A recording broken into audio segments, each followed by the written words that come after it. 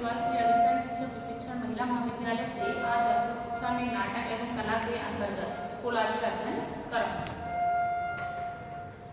जो कोलाज है, कोलाज के बारे में अध्ययन कराऊंगी। तो जो कोलाज है वह चित्रकारी की ही एक कला है, जिसमें विभिन्न रंगों का प्रयोग न करते हुए हम बहुत आवश्यक हो तभी रंगों का प्रयोग करते हैं और विभिन्न सामग्रियों का हम इसमें प्रयोग करते हैं। चित्रकला में हम देखते हैं तो चित्रकला में तो विभिन्न रंगों का प्रयोग किया जाता है, लेकिन कोलाज में हम विभिन्न कागजों का या घर में पड़ी हुई वेस्ट चीज़ों का उनको मिला करके हम कोलाज का निर्माण करते हैं।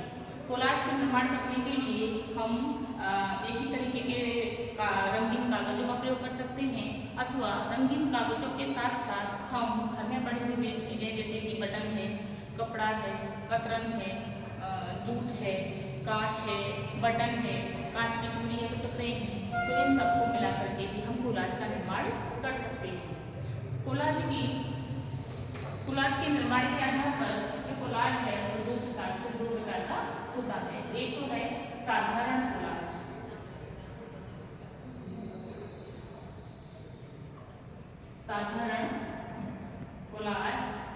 और दूसरा है संयुक्त कोलाज।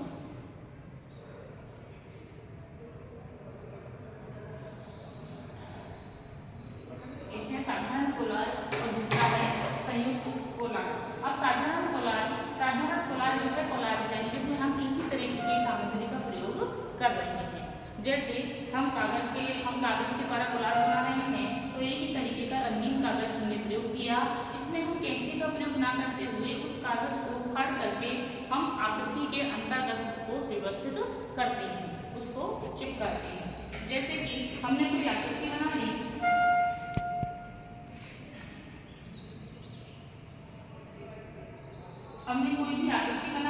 और उस आकृति में हमने विभिन्न रंगों का प्रयोग, विभिन्न कागजों का प्रयोग किया।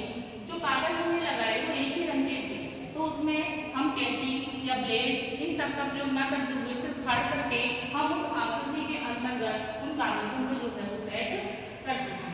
इसी प्रकार दूसरा जो हम कोलाज कह रहे हैं वो संयुक्त कोलाज कहलाएगा। संयुक्त कोलाज के अंतर्गत हम कागज के अतिरिक्त अन्य किसी सामग्री का प्रयोग भी कर सकते हैं। जैसे हमने कोई आकृति बनाई,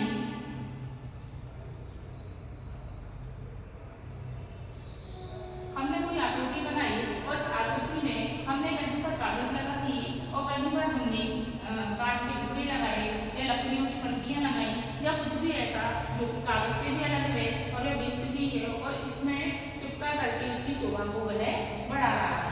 तो इस तरीके से जो कोलाज बनेगा जिसमें एक से अधिक सामग्रियों का हम प्रयोग करते हैं, तो वह कोलाज जो होगा वह संयुक्त कोलाज कहलाएगा। हमें कोलाज की आवश्यकता क्यों है? कोलाज के द्वारा जो बालक हैं अपनी आंतरिक अभिव्यक्ति को आसानी से व्यक्त कर सकते हैं। अपनी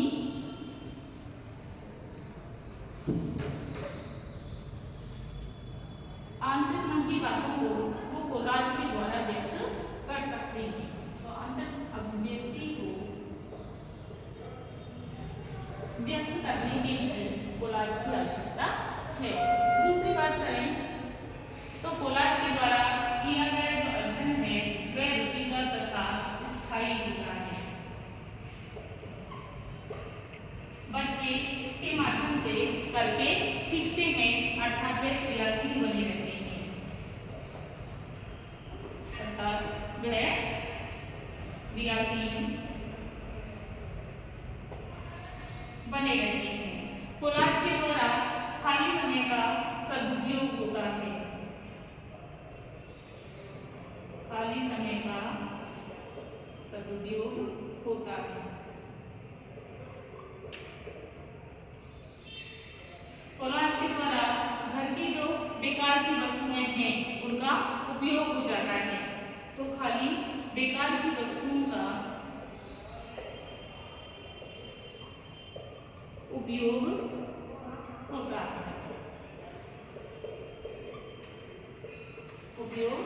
है। तो विभिन्न तरीके से जो कोलाज है बच्चों को अध्ययन में भी काम आता है। अब कोलाज बनाने के लिए हम इस तरीके से विभिन्न साधनों का उपयोग कर रहे हैं। इन स्टेपों के माध्यम से गुजरते हुए हम कोलाज का निर्माण करते हैं।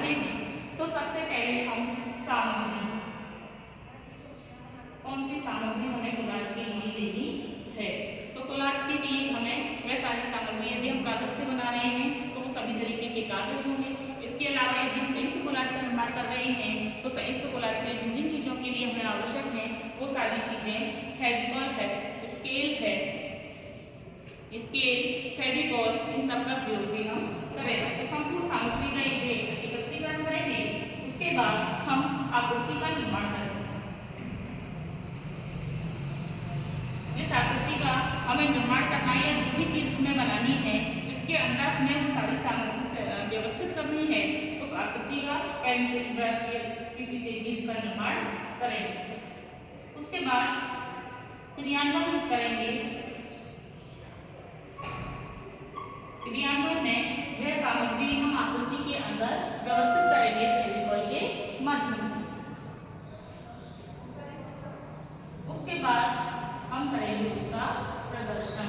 प्रदर्शन करने से पहले जो हमने चीज़ें बनाई हैं, जैसे कि हमने कोई आकृति बनाई और उसके अंतर्गत हमने वह जो मटेरियल है वह चिपकाया, तो उसके चारों तरफ हमें बॉर्डरिंग लाइन बनाएंगे या सुंदर सा उसका बॉर्डर बनाएंगे और भी कुछ ऐसा जो सुंदर लग सके उस हिसाब से उसकी पूर्ति करते हुए हम उसका प्रदर्शन करें।